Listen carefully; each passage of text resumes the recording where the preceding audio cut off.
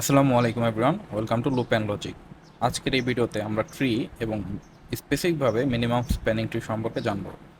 তো minimum spanning tree থেকে আমাদের দুই ধরনের অ্যালগোরিদম থাকে পরীক্ষায়, একটা প্রিমস অ্যালগোরিদম, একটা হলো ক্রুশকাল অ্যালগোরিদম। এই দুটো অ্যালগোরিদমে আজকে আমরা প্র্যাকটিস করব। তো ট্রি আর গ্রাফের মধ্যে বেসিক যে ডিফারেন্স সেটা হলো যে ট্রিতে কোনো সাইকেল থাকে না, এবং যদি এন নাম্বার অফ নোড থাকে সেক্ষেত্রে এর সংখ্যা হয় n-1।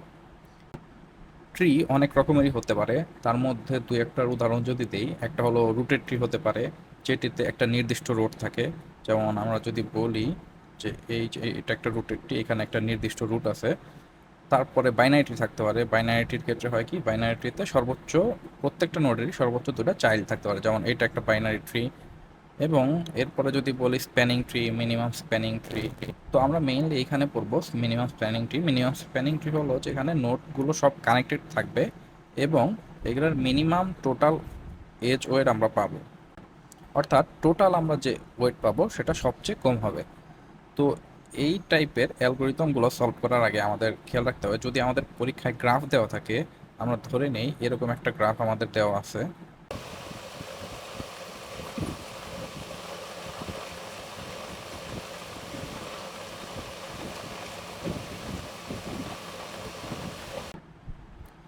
তো এক্সামে আমাদের এই ধরনের গ্রাফ দেওয়া থাকতে পারে, সেক্ষেত্রে আমাদের এখানে ওয়েট দেওয়া থাকবে এবং আমাদের নোটগুলো ক্লিয়ারভাবে দেওয়া থাকবে। কিন্তু এখানে প্রবলেম হলো, আমরা বলছি যে ট্রির ক্ষেত্রে কোনো ধরনের লুপ থাকতে পারবে না বা মাল্টি এজ থাকতে পারবে না।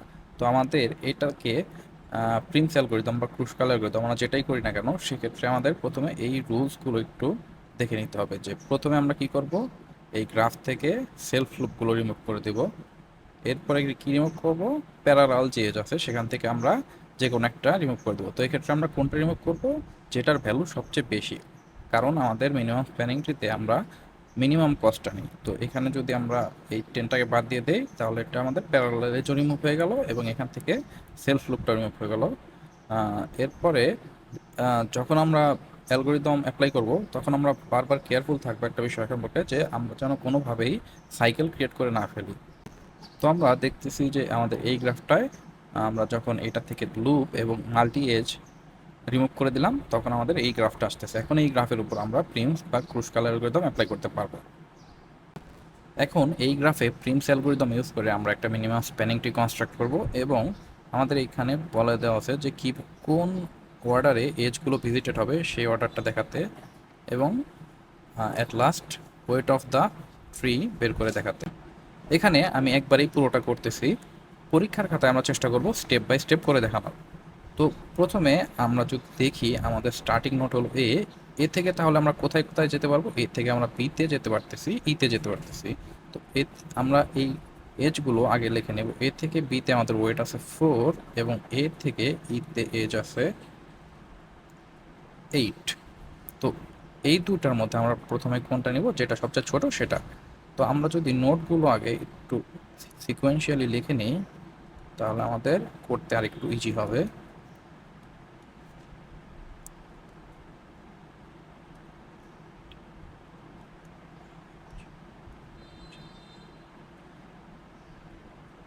তো আমরা কি বললাম, আমরা এই এ থেকে যে নোটগুলো বের হয়,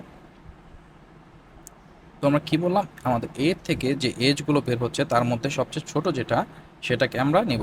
তো আমরা যদি এ বি নেই, তাহলে এ বি এখানে ভ্যালু 4। তাহলে এখন আমরা আসলাম বিতে। এখন বি থেকে আমরা কোন কোন নোডে যেতে পারি, বি থেকে সিতে এবং বি থেকে ইতে যেতে পারি। তাহলে এই এজগুলো আমরা লিখে নেব। বি থেকে সি এর ওয়েট 8, আর বি থেকে ইতে ওয়েট দেওয়া আছে 11। এখন আমরা এই যে সবগুলো, এগুলোর মাঝখানে দেখবো সবচেয়ে ছোট কোনটা। আমরা দেখতেছি এই দুইটা সেম হয়ে গেছে অলমোস্ট। আমরা দেখতেছি এই দুইটা ভ্যালু সেম। তো এখানে আমরা যে কোনো একটা নিতে পারি। তো এ থেকে ই যদি আমি নেই, তাহলে এ থেকে ইতে 8, এবং যেহেতু আমাদের এজ ভিজিটের অর্ডারটাও দেখাতে হবে, সেক্ষেত্রে আমরা কি করতে পারি, আমরা এই এজগুলোকে যেগুলো নিচ্ছি এগুলোকে যেভাবে নিচ্ছি ওইভাবে নাম্বারিং করে নিতে পারি। তো এটা আমাদের 2, এবং এটাকে আমরা কেটে দিলাম। এখন আমরা কোথায় আছি, আমরা এখন তাহলে আছি ইতে। ই থেকে আমরা কোথায় কোথায় যেতে পারি, এফ এ যেতে পারি, জিতে যেতে পারি। তাহলে ই থেকে এফ এর কস্ট 7, ই থেকে জি এর কস্ট 1। তো এখন আমরা খেয়াল করব যে আমাদের বাকি যেগুলো আছে এগুলোর মধ্যে সবচেয়ে ছোট কোনটা। সবচেয়ে ছোট আমরা দেখতে পারতেছি ই থেকে জি, তাহলে আমরা ই থেকে জিতে যাব। ই থেকে জি এর কস্ট 1, যেহেতু আমরা এটা নিয়ে ফেলছি তো এটাকে আমরা নাম্বারিং করে দেবো এবং এখান থেকে কেটে দেবো।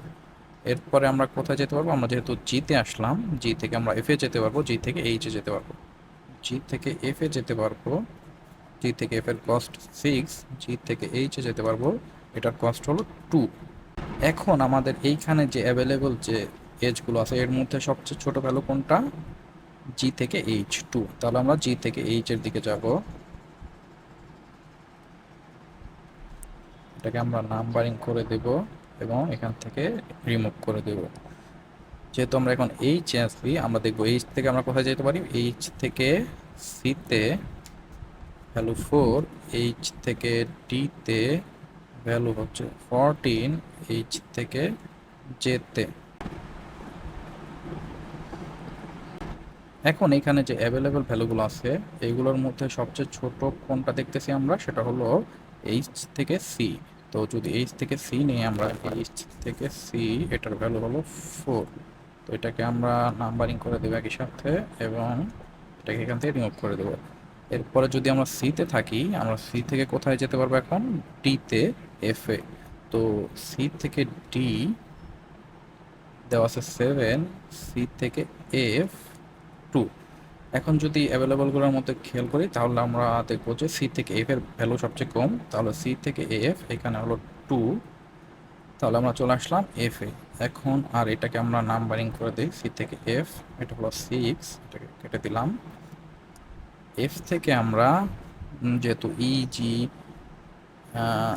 যদি আমরা ক্যালকুলেট করি সেক্ষেত্রে আমাদের দেখা যাচ্ছে যে এফ থেকে যদি আমরা ইর দিকে যেতে চাই বা জি এর দিকে যেতে চাই সেক্ষেত্রে কিন্তু আমাদের এখানে সাইকেল হয়ে যাচ্ছে, কিন্তু আমরা কিন্তু সাইকেল কখনোই ক্রিয়েট করতে পারবো না, কারণ এটা আমাদের ট্রি, ট্রি কখনো সাইকেল কন্টেইন করে না। তো আমরা এই এজগুলো কখনোই ব্যবহার করতে পারবো না, এগুলো নিয়ে আমাদের একটু খেয়াল থাকতে হবে। তাহলে বাকি যেগুলো আছে, যেহেতু আমরা এফ থেকে কোথাও যেতে পারছি না, তো বাকি যেগুলো আছে এখানে, এখান থেকে আমাদের দেখতে হবে সবচেয়ে ছোট কোনটা। তো এখানে সবচেয়ে ছোট দেখতে পারতেছি জি থেকে এফ আছে। আমরা সেটাই বললাম যে জি থেকে যদি এফ এ যাই সেক্ষেত্রে কিন্তু আমাদের সাইকেল ক্রিয়েট হয়ে যাচ্ছে, তার মানে জি থেকে এফ আমরা নিতে পারবো না, এটাকে আমরা রেড মার্কিং করে রাখি। এরপরে ছোট ভ্যালু কোনটা, এরপরে ইএফ আছে এবং সিডিও আছে। যদি সিডি নেই আমরা সিডি নিতে পারবো, কিন্তু ইএফ, এই যে ইএফ কিন্তু আমরা নিতে পারবো না, তো ইএফকে আমরা একটু রেড মার্কিং করে রাখি। তাহলে আমরা কোনটা নেব বলছিলাম, সি থেকে ডি, সি থেকে ডি ভ্যালু দেওয়া আছে 7, এটা হলো আমাদের 7 নাম্বার এবং এটাকে আমরা কেটে দিলাম। তো ডিতে আছি যখন আমরা, ডি থেকে আমরা জেতে যেতে পারবো, তো ডি থেকে জে যদি লিখে নেই সেটা দেওয়া আছে 9। এখন আমরা দেখি কোন ভ্যালুটা সবচেয়ে ছোট। সবচেয়ে ছোট ভ্যালু এখন আছে বি থেকে সি, কিন্তু যদি বি থেকে সিতে আমরা যাই সেক্ষেত্রে কিন্তু সাইকেল ক্রিয়েট হয়ে যাচ্ছে, তার মানে বি থেকে সিতেও আমরা যেতে পারবো না, বি থেকে সিও এখান থেকে কাটা যাবে। এরপরে সবচেয়ে ছোট ভ্যালু কোনটা, এরপরে সবচেয়ে ছোট ভ্যালু আছে ডি থেকে জে। তো ডি থেকে জেতে আমরা ইজিলি যেতে পারবো কারণ এখানে সাইকেল ক্রিয়েট হচ্ছে না, এখানে হলো ভ্যালু 9। তাহলে ডি থেকে জে কত নাম্বার, এটা ছিল 8 নাম্বার, এটাকে আমরা কেটে দিলাম। এরপরে আমরা দেখি আর কোনো এজ ব্যবহার করা যায় নাকি। যদি জে এইচ থেকে জে বা জে থেকে এইচে যাই সেক্ষেত্রে কিন্তু এখানে সাইকেল ক্রিয়েট হয়ে যাচ্ছে, তো এটা দেওয়া যাবে না, তো এটাকেও আমরা রেড মার্কিং করে দিলাম। আচ্ছা সরি, জে থেকে এইচ, তো জে থেকে এইচকে আমরা রেড মার্কিং করে দিলাম। এরপর আছে এইচ থেকে ডি, এইচ থেকে ডিতেও যদি আমরা খেয়াল করি এখানেও যদি আমরা এইচটা দেই তাহলেও কিন্তু একটা সাইকেল ক্রিয়েট হয়ে যাচ্ছে, তো এটাও আমরা ইউজ করতে পারবো না। এখন যদি আমরা এদিকে একটু দেখি যে এখানে আমাদের কয়টা এজ আসছে, দেখতে পারতেছি আমাদের 8টা এজ চলে আসছে। আর যদি আমরা নোড সংখ্যা কাউন্ট করি তাহলে নোড আছে কয়টা আমাদের, নোড আছে 1 2 3 4 5 6 7 8 9। আমাদের স্প্যানিং ট্রি ক্ষেত্রে কি হয়, মিনিমাম স্প্যানিং ট্রির ক্ষেত্রে যদি নোড এন হয় সেক্ষেত্রে এজ থাকবে n-1।